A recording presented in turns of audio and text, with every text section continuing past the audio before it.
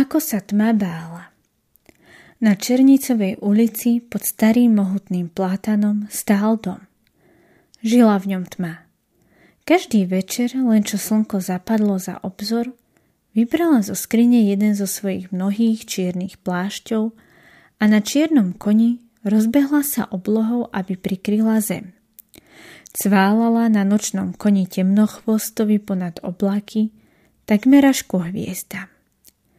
Neraz počas svojich ciest stretla zvláštnu vankúšovú loď, na ktorej sa plavil mesiac v ústrety dobrodružstvám.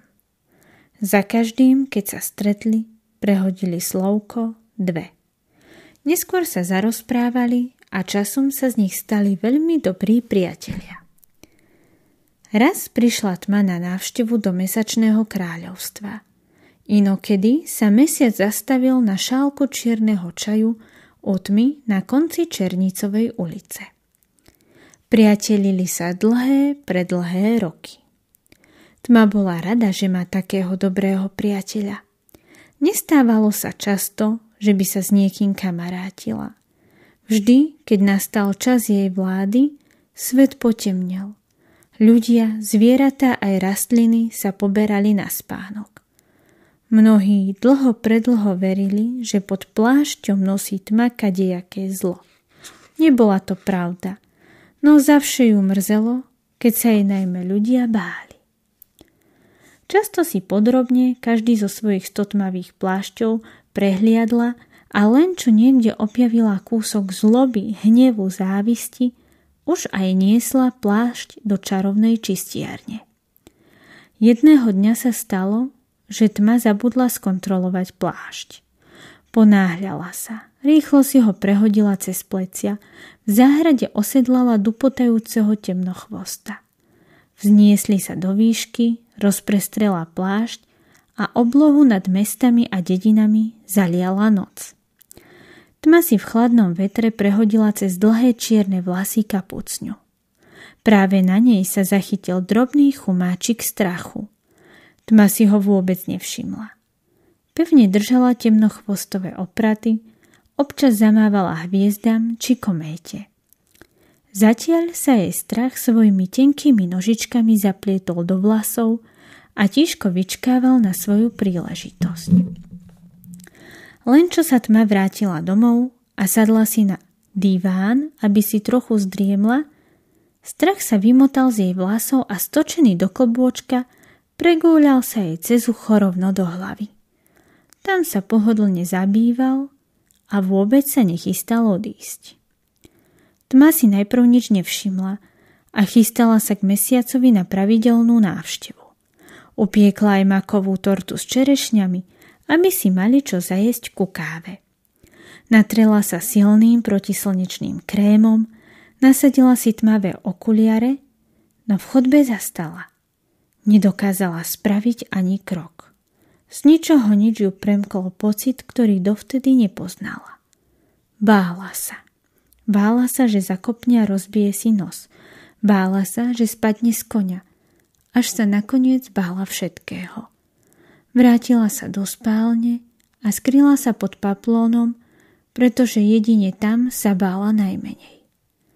Mesiac sa ten deň návštevy nedočkal a ľudia na zemi sa nedočkali tmy.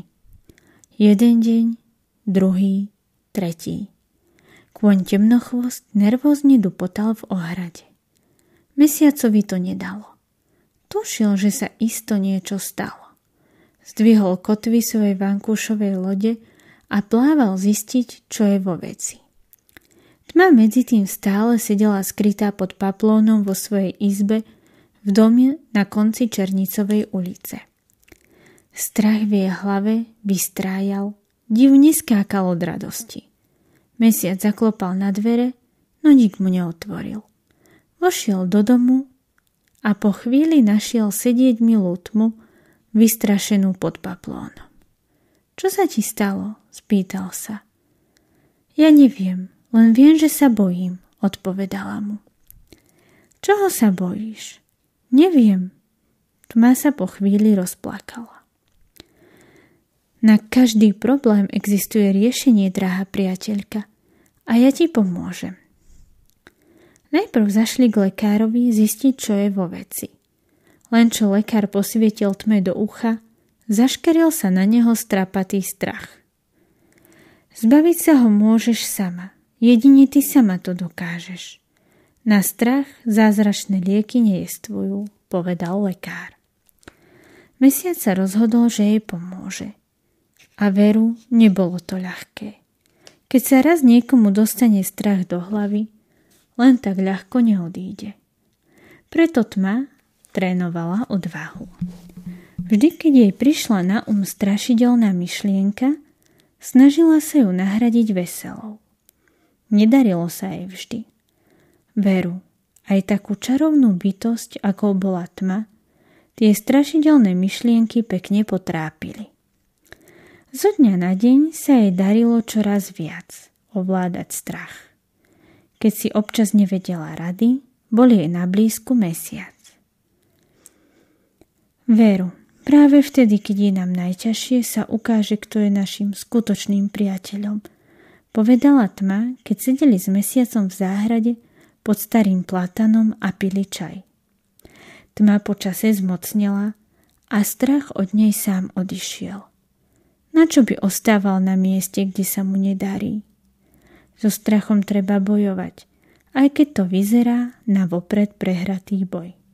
Pretože to, čo ho dokáže najviac poraziť, je naše odhodlanie, povedala tma a uchlipla si z čaju.